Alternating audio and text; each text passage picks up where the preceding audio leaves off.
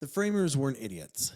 They knew they didn't have a crystal ball, and they weren't about to pretend that they could predict life in 2 centuries down the road. These were men who wrote with quills by candlelight.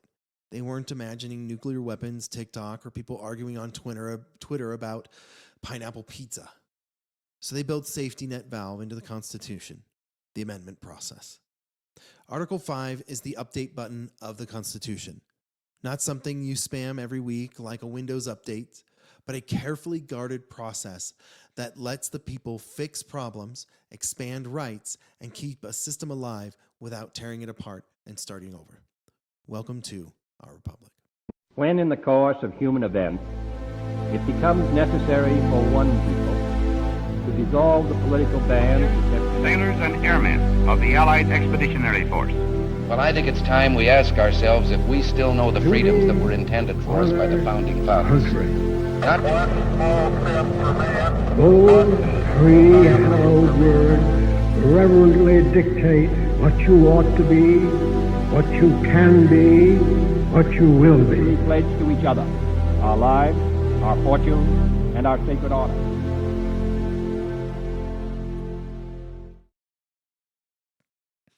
How amendments are proposed.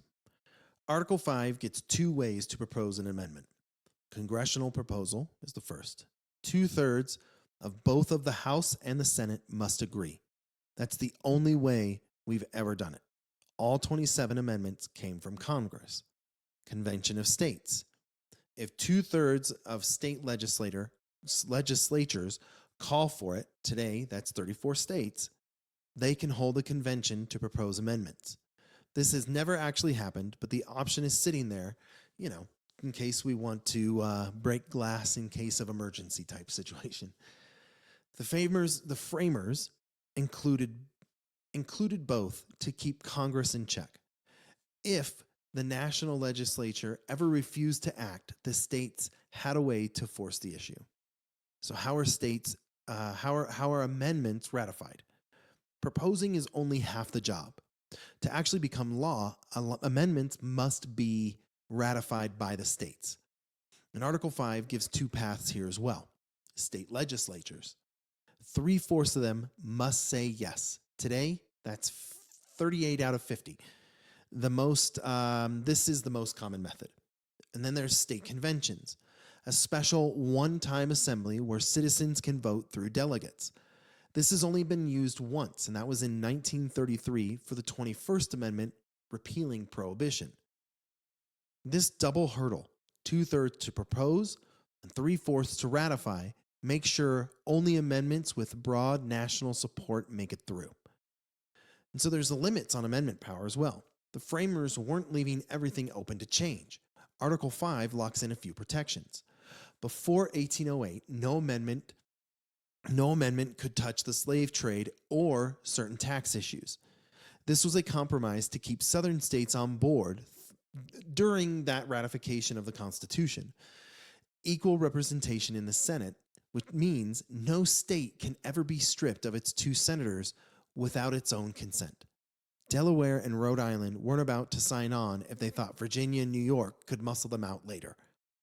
While Article 5 allows change, it also sets permanent guardrails to keep the balance of power between states intact. So why Article 5 matters, right? Since 1789, more than 11,000 amendments have been proposed in Congress, but only 27 survived that gauntlet. And it's not failure. That's proof of how high the bar was meant to be. The Bill of Rights, the first 10 amendments, claimed or calmed anti-federalists' fears by protecting individual liberties. The 13th, 14th, and 15th Amendments transformed America after the Civil War, ending slavery and redefining citizenship. And the 19th Amendment gave women the right to vote.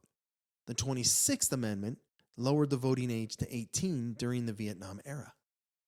Each one shaped the republic without rewriting the whole Constitution. Exactly what the framers had in mind. Article 5 is the escape hatch, the safety valve, and the "we know we're not perfect" clause. It is why the Constitution isn't just a relic of 1787, but a living framework that still works today. And I appreciate you taking time to listen. Remember, history isn't boring, especially when one article gave America the power to fix its government with ink and debate instead of bullets and bayonets. See you next time.